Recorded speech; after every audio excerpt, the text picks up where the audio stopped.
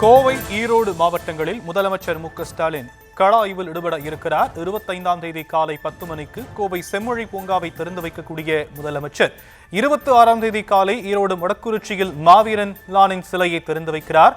இந்த நிலையில் கோவை, ஈரோடு மாவட்டங்களில் முதலமைச்சர் மு.க.ஸ்டாலின் சுற்றுப்பயண விவரங்கள் கிடைக்கப்பட்டிருக்கிறது. அது குறித்த அண்மை செய்தியை நாம் பார்த்து வருகிறோம். விவரங்களை செய்தியாளர் பாரி கார்த்திக் வழங்க நாம் கேட்கலாம். பாரி கார்த்திக், நவம்பர் 25 மற்றும் 26 ஆகிய தேதிகளில் முதலமைச்சர் கள ஆய்வு பணிகளில் ஈடுபட இருக்கிறார். மேலும் விவரங்கள்.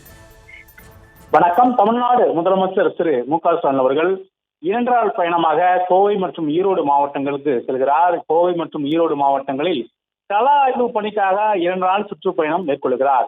25ஆம் தேதி காலை கோவையில் இருக்கக்கூடிய செம்மொழி பூங்காவை முதலமைச்சர் அவர்கள் திறந்து வைக்கிறார். மாலையில் தொழில்துறை சார்பில் பல்வேறு தொழில் நிறுவனங்களுடன் புதிய புரிந்துணர்வு ஒப்பந்தங்களும் கையொப்பம் இருக்கின்ற அந்த நிகழ்ச்சியில் முதலமைச்சர்கள் பங்கேற்க இருக்கிறார்.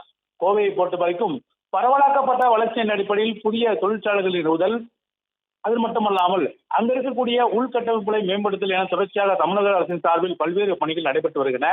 அதன் அடிப்படையிலே புதிய நிறுவனங்கள் ஒப்பந்தங்களும் அன்றைய தினம் கையெழுத்தாகின்றன.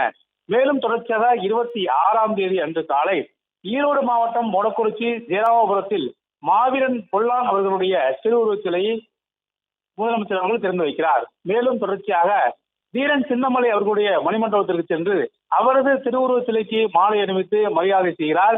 மேலும் சோலார் புதிய பேருந்து நிலைய வளாகத்தில் நடைபெறும் அரசு விழாவில் 605 கோடியில் முடிவுற்ற பணிகளை தொடங்கி வைத்து புதிய பணிகளுக்கு அடிக்கல் நாட்டி 1,84,491 பேருக்கு நலத்திட்ட உதவிகளையும் முதலமைச்சர் அவர்கள் வழங்குகிறார்.